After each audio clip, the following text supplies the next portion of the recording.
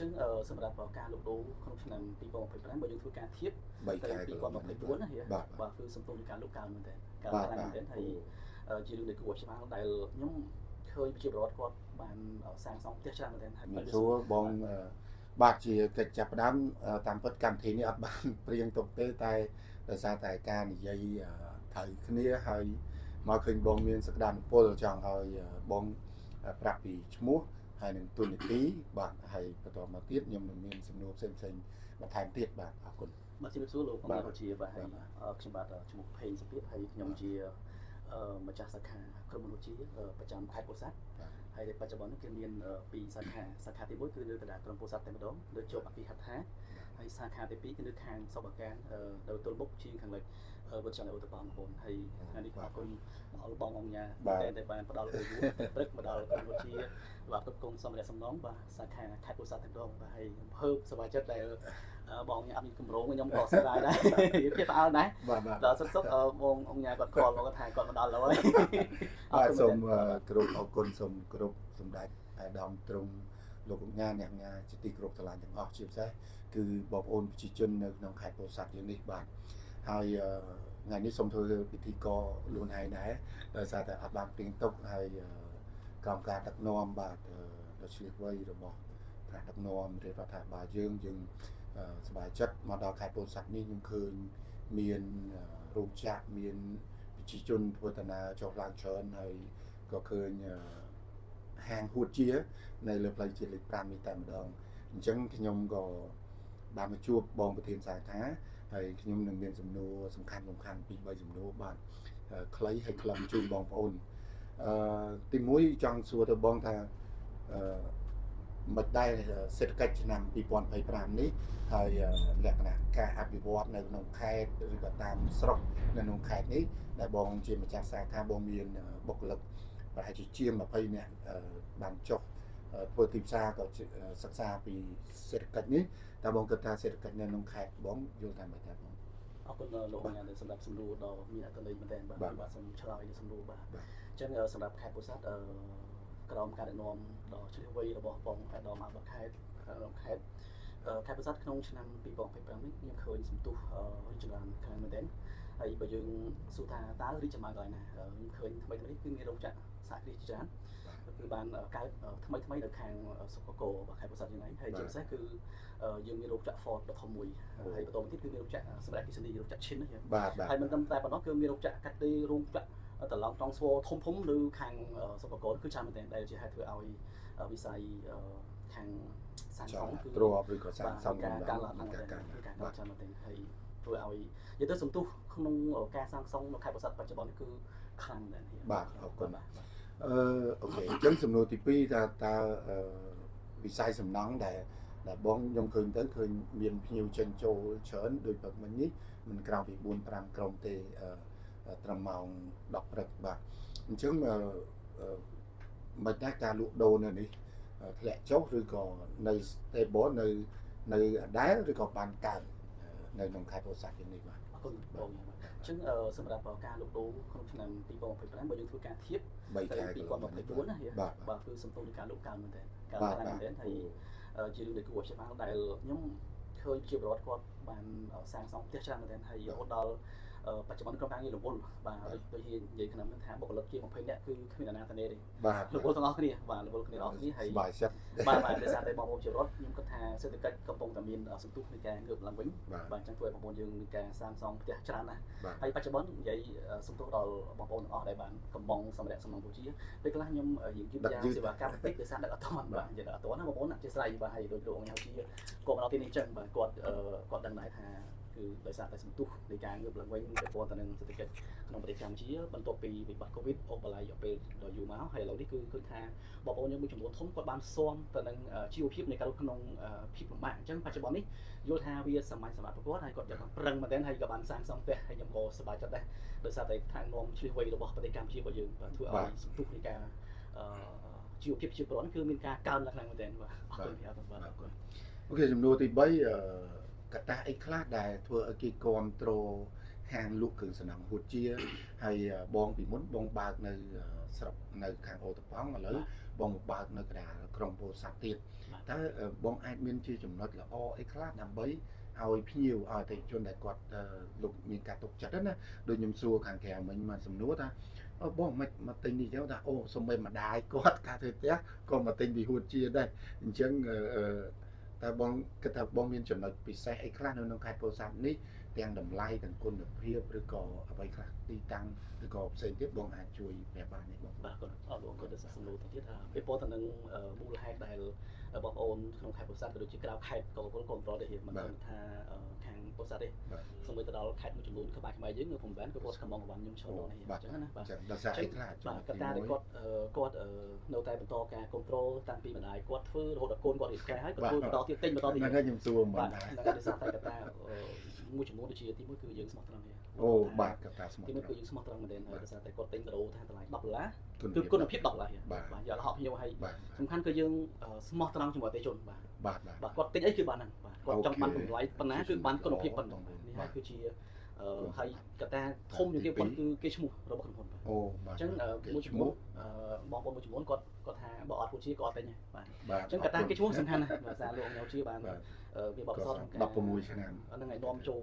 ដូចជាគ្រប់គ្រងសំណងក្នុងប្រទេសកម្ពុជារយៈពេល10ឆ្នាំជាងមុននេះគឺធ្វើឲ្យគេឈ្មោះមានការរីកចម្រើនមែនទែនហើយកត្តាមួយទៀតគឺសេវាកម្មបើយើងជាយាមថ្មីផ្ដល់សេវាកម្មឲ្យភ្ញៀវគាត់សប្បាយចិត្តបានលឿនមិនទាន់ពេលវេលាទោះបីថ្មីនេះយឺតយ៉ាវប៉ុន្តែនៅតែប្រឹងប្រែងខ្ញុំក៏ដឹកខ្លួនឯងដែរមកដឹកខ្លួនឯងឲ្យភ្ញៀវខ្វះតិចតួចខ្ញុំមកទុកខ្ញុំទៅដឹកខ្លួនឯងចេញធ្វើស៊ីខ្លួនឯងអញ្ចឹងណាខ្លួនឯងបាទហើយកត្តាមួយទៀតគឺសំខាន់ចំហុយគេគឺទំនួលខុសត្រូវទំនួលខុសត្រូវគឺយើងមានការទំនួលខុសត្រូវហៀគាត់មានប្រសាសន៍ក្នុងការឡាយរបស់ហៀកន្លងមកបើគាត់ទិញការឈប់ហ្នឹងបាទបើថាខូចក៏ដូរសងវិញបាទសែនណាម៉ៃខូចដូរសងវិញក្នុងការធានា1ឆ្នាំឬក៏2ឆ្នាំបាទអាហ្នឹងហើយគឺជាអ្វីដែលធ្វើបងប្អូនគឺមានទំនុកចិត្តខ្លាំងមែនទេបាទអរគុណបាទសូមសំណួរចុងក្រោយមួយគឺសូមសនំពោពីបងជាម្ចាស់សាខាក៏ដូចជាការជូនដំណឹងឬក៏ការផ្សព្វផ្សាយទៅដល់បងប្អូនដែលមានបំណងចង់ធ្វើផ្ទះឬក៏បងប្អូនដែលមានក្រុមហ៊ុននៅពេញនៅអីហ្នឹងហើយមកធ្វើសំណង់មកម៉ៅការសំណង់នៅក្នុងខេត្តពោធិ៍សាត់នេះតើបងមានសំណពោអីទៅដល់ពួកគាត់ទេហើយអាចជួយបញ្ជាក់លេខទូរស័ព្ទអីដើម្បីគាត់ស្រួលទិញស្រួលលក់ជាមួយនឹងសាខាបងបាទអរគុណបាទខ្ញុំមានសំណួរល្អមែនទេបាទអញ្ចឹងខ្ញុំខាងនាមខ្ញុំជាម្ចាស់សាខាហូជាប្រចាំខេត្តពោធិ៍សាត់ខ្ញុំសប្បាយចិត្តមែនទេហើយក៏ខ្ញុំអរគុណសម្រាប់ការគ្រប់គ្រងហើយសំណងពោទៅដល់បងប្អូនទាំងអស់បើសិនជាបងប្អូនត្រូវការសម្រាប់សំណងមានគុណភាពល្អបាទគុណភាពល្អមានថាបងប្អូនទិញ10គឺជាងថាទិញ$10គឺគិតពី$10បាទចង់បានសេវាកម្មល្អទំនួលខុសត្រូវផ្ដល់ប្រឹក្សាយោបល់បច្ចេកទេសទាំងអស់គ្រប់យ៉ាងទាំងអស់ហើយជាពិសេសគឺសម្ភារៈទំនើបបាទទាន់សម័យមែនតើទំនើបទាន់សម័យបងប្អូនគឺអាចមកសាកសួរបាទមកសាកសួរបាទសាកសួរនៅខាងក្រុមហ៊ុនហូជាបាទគ្រប់គ្រងអត់យកកាត់ឡុករបស់យើងបាទគឺបងប្អូនអាចធ្វើការទំនាក់ទំនងបានបើតាមរយៈបុគ្គលិកចុះដល់គេអត់តាមផ្ទាល់ឬក៏បងប្អូនអាចជួយមកដល់សាខាហូជាទាំងពីរសាខាតែម្ដងអញ្ចឹងសម្រាប់បងប្អូនដែលគាត់បានសម្ភារៈល្អគុណភាពខ្ពស់បាទទទួលខុសត្រូវសេវាកម្មលឿនរហ័សទាន់ចិត្តគឺបងប្អូនអាចអញ្ជើញមកហូជាទាំងពីរសាខាក្នុងខេត្តពោធិ៍សាត់ឬក៏បងប្អូនអាចអញ្ជើញទៅសាខាហូជាទូទាំងប្រទេសដែលនៅជិតបងប្អូនទាំងអស់បាទនៅជិតបងប្អូនអញ្ចឹងបងប្អូននឹងទទួលបាននៅការប្រឹក្សាយោបល់ជូនឬក៏ការគ្រប់គ្រងសម្ភារៈសំណងដែលល្អដែលមានគុណភាពដែលមានការទទួលខុសត្រូវពីសំណាក់ពុកម៉ែរបស់គ្នាតែម្ដងបាទអញ្ចឹងបាទអរគុណអាចថានៅក្រុមហ៊ុនហូជាសាខាពោធិ៍សាត់នេះយើងមានលក់អ្វីខ្លះដែរបងសូមបន្ថែមបន្តិចបាទតាំងពីគ្រឹះក្រោមដល់លើតាមដឹងបាទនៅខាងពោធិ៍សាត់នេះគឺយើងមានលក់សម្ភារៈជាច្រើនដូចជាការ៉ូគ្រប់ប្រភេទបងប្អូនបាទការ៉ូគ្រប់ប្រភេទបាទដែកទីមូលទីក្រុងទីដែកសរសៃដែកអីក៏មានដែរដែកនិយាយយើងមានម៉ាស៊ីនកាច់យើងខ្លួនឯងតែម្ដងបាទ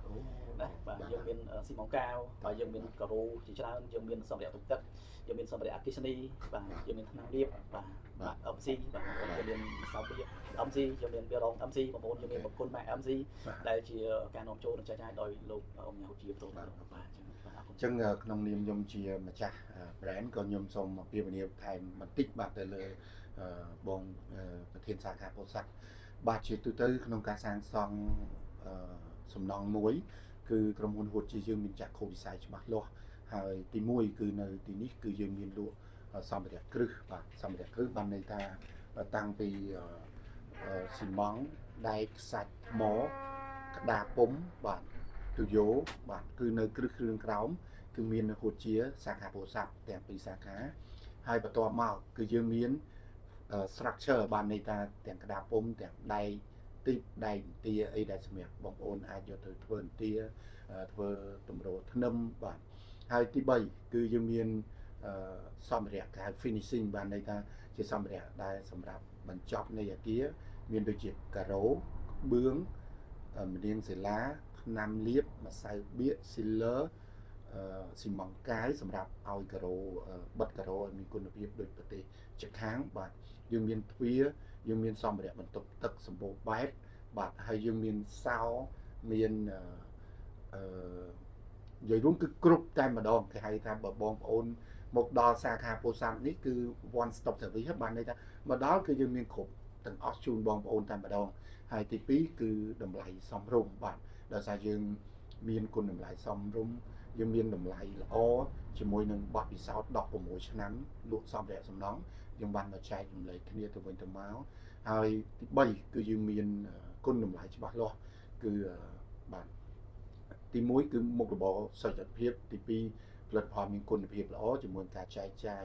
25ខេត្តក្រុងក៏ដូចជាចែកចាយគ្រប់ស្រុករបស់ខេត្តពោធិ៍សាត់តែម្ដងហើយទី3គឺការរស់ស៊ីក្នុងរយៈពេលយូរអញ្ចឹងបងប្អូនដែលមានបំណងមកការសាងសង់ឬក៏មកត្រូវដេញថ្លៃដេញអីនៅខេត្តពោធិ៍សាត់នេះបងអាចចង់សួរតម្លៃសាកសួរដវីអីហ្នឹងគឺបងប្អូនអាចឆាតចូលក្នុង page ក៏បានឬក៏តំណងលេខទូរស័ព្ទទៅលើអេក្រង់នេះតែម្ដងឬក៏តាក់ទងតាមវាយដាក់ហួតជាសាខាពោធិ៍សាត់ក្នុងប្រព័ន្ធ social media លោកអ្នកនឹងឃើញបាទហើយនឹងមានបុគ្គលិករុះរាយរាក់ទាក់ចាំទទួល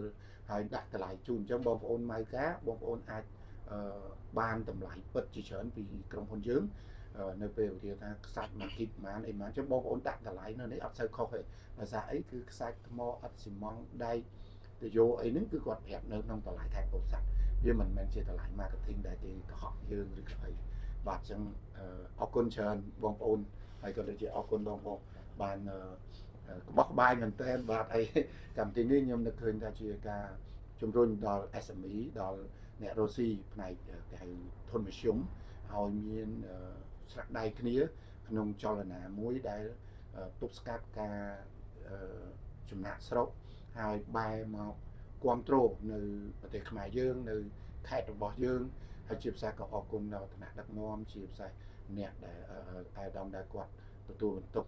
កម្មខេត្តពោធិ៍សាត់បាទចុះជួយខេត្តពោធិ៍សាត់នឹងខ្ញុំឃើញមានការអូសទាញវិនិយោគទុនមកវិនិយោគនិយាយរួមមកដល់ខេត្តពោធិ៍សាត់ខេត្តប្រាំងមែនតែនៅតែ